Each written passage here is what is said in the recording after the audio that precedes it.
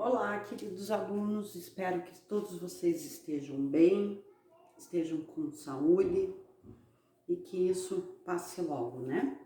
Gente, hoje é o último vídeo das gerações dos direitos humanos. Então, nós já trabalhamos com a primeira geração, com a segunda geração e vamos terminar com a terceira geração. Eu falei na primeira aula para vocês que há inclusive alguns doutrinadores que falam numa quarta geração de direitos humanos e até numa quinta geração dos direitos humanos. Mas nós vamos falar até a terceira geração, que é a que comumente tem nos manuais, nos tratados de direito internacional dos direitos humanos, tá? Então, a terceira geração dos direitos humanos é o direito de fraternidade, como a gente já falou ali, né, sob o lema da Revolução Francesa, liberdade, igualdade e aqui de fraternidade. Aqui a titularidade desses direitos é a coletividade.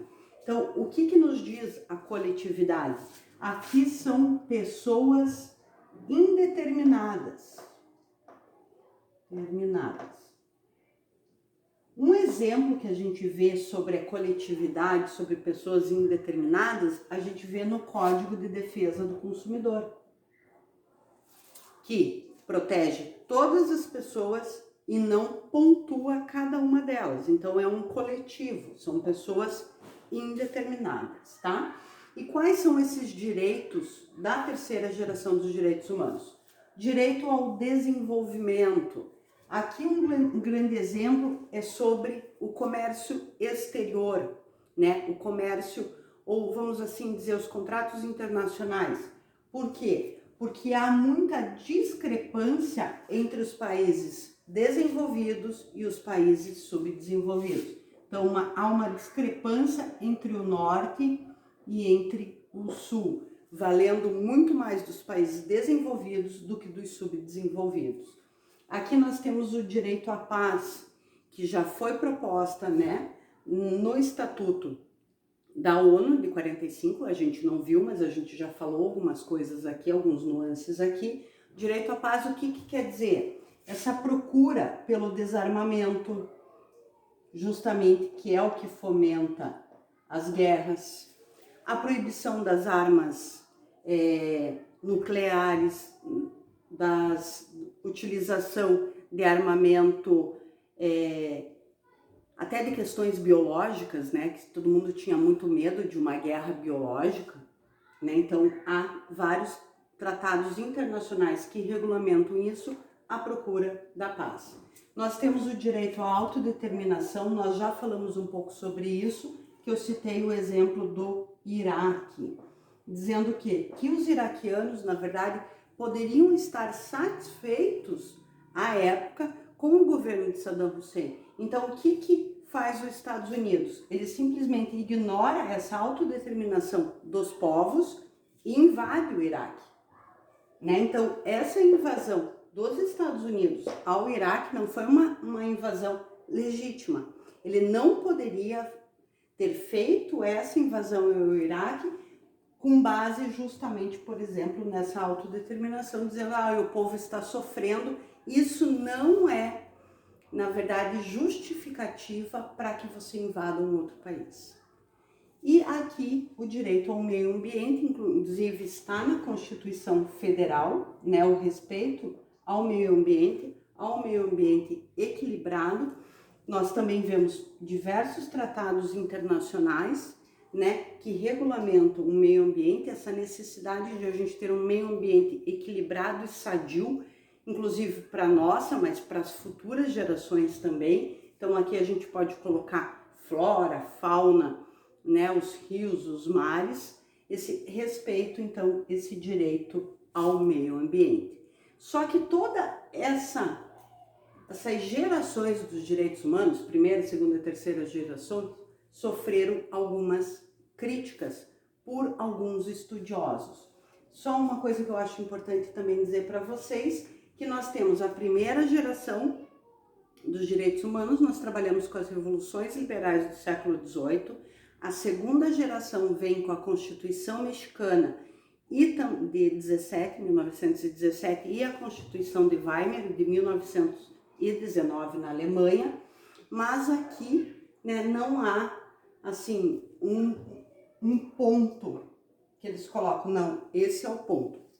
Alguns, né, já vi alguns doutrinadores colocaram que seria a Declaração Universal dos Direitos Humanos de 1948, tá? Mas não há assim tão claramente como há nos direitos, então, de primeira e de segunda geração. Agora vamos ver um pouquinho das críticas a esse sistema geracional.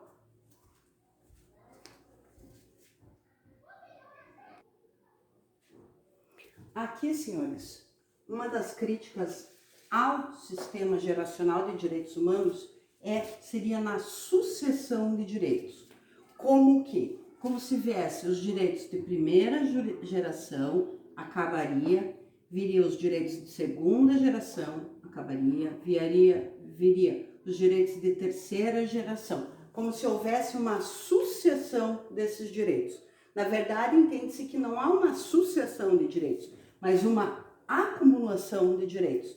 Então, nós podemos ter direitos civis, podemos ter direitos sociais, podemos ter direito ao desenvolvimento, sem que isso represente uma sucessão desses direitos. Na verdade, quando você se coloca a geração dos direitos humanos, a gente fala muito aqui da historicidade dos direitos humanos. E o que seria essa historicidade dos direitos humanos? É aquela evolução histórica dos direitos humanos. Por isso que ela é trabalhada dessa forma, por isso que ela é trabalhada em gerações, mas no sentido de que não há uma sucessão de direitos, e sim uma acumulação de direitos. Então, outra vertente diz que então há uma interação desses direitos aqui, há uma relação entre esses direitos. Como que eu posso falar aos senhores apenas de direitos civis e políticos se eu tenho várias violações de direitos sociais? Então, eu preciso ter esses direitos sociais cumpridos pelo Estado. O ser humano precisa ter alimento, precisa ter uma boa saúde, precisa ter uma boa educação, até mesmo para poder vindicar esses direitos civis e políticos. Entende? Por isso que é uma interação, uma relação entre eles. Inclusive, nós vamos ver que na Declaração de Viena, essa declaração é importantíssima, de Viena, de 1993, fala na interdependência desses direitos e a inter-relação desses direitos. Uma outra crítica é trazida pelo professor Cansado Trindade, que foi juiz da Corte Interamericana de Direitos Humanos, agora é juiz na Corte de Haia, que ele fala o seguinte: tudo bem, a primeira geração seria dos direitos civis e políticos e a segunda dos direitos sociais. Mas ele fala o seguinte: mas os direitos sociais foram anteriores aos direitos civis e políticos. Então essa geração já é falha. Porque ele fala assim, que os direitos sociais, isso a gente viu um pouco, veio com a OIT, em 1919. Já havia várias convenções que regulamentavam a questão do trabalho.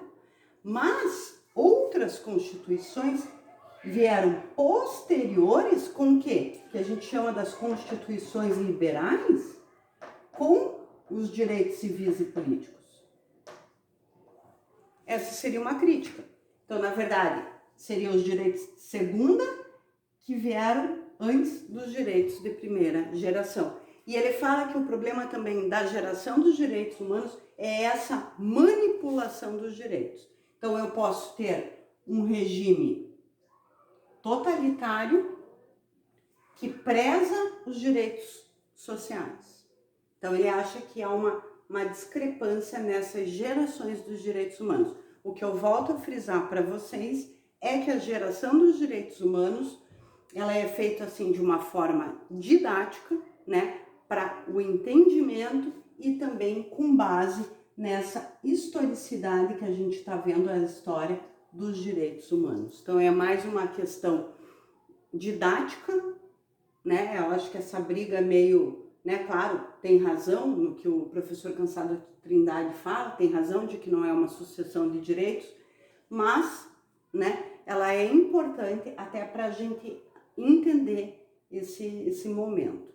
Agora eu vou falar para vocês um pouco como o Supremo Tribunal Federal entende as gerações dos direitos humanos e também como a gente pode aplicar isso daí na prática. Às vezes podem pensar assim, mas isso é muito teórico. Não, na verdade quando a gente faz uma petição, a gente faz um parecer ou até mesmo uma sentença, a gente tem que ter essa fundamentação para poder fazê-lo. E a gente pode utilizar? Sim, podemos usar. Por exemplo, estamos falando aqui da terceira geração, de um meio ambiente, de uma proteção de uma área ambiental, de proteção, por exemplo, à nossa praia, a nossa questão das restingas.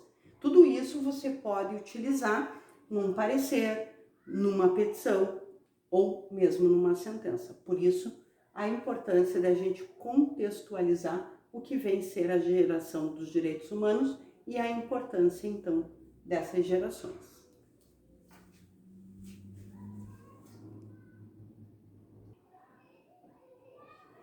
Aqui, senhores, então, o Supremo Tribunal Federal reconhece as gerações dos direitos humanos, então há um reconhecimento pelo Supremo Tribunal Federal. Coloquei três votos aqui. Então, no recurso extraordinário 622-189 de São Paulo, na ação direta de inconstitucionalidade 3540 do Distrito Federal e a ação direta de inconstitucionalidade 1856 do Rio Grande do Sul. Aqui trata-se do direito ao meio ambiente, ao direito, então, de terceira geração dos direitos humanos. E o que eu digo para vocês? Não se trata apenas de retórica trazida pelos ministros nos seus votos. Inclusive, nessas ações aqui, consta da ementa do julgado falando que o direito ao meio ambiente é um direito de terceira geração de direitos humanos, portanto, tem que haver o respeito e a proteção desses direitos, tá? Então, o STF, o Supremo Tribunal Federal, reconhece, então, as gerações dos direitos humanos, não só como retórica, não é aquilo que o ministro acha, mas contando também nas emendas das decisões. Eu vou colocar algumas decisões para vocês no Genera, não precisam se preocupar. Professora, vai cair, preciso... Não, é uma forma de vocês só verem como que os ministros entendem e como são esses votos. Eu acho que é interessante para vocês, tá? Mas como uma forma de vocês já se familiarizando até mesmo como o Supremo pensa. Aqui eu coloquei dois autores, que também vou disponibilizar esses textos para vocês, que é o professor Paulo Bonavides. Ele fala de uma quinta geração dos direitos humanos. E o que o professor Paulo Bonavides fala? Ele fala que o direito à paz, que estaria no direito de terceira geração, passaria a compor, então, o direito de quinta geração, que seria o direito à paz. Outro texto que eu vou disponibilizar para vocês é do professor Boaventura de Souza Santos. Ele é um sociólogo português e ele fala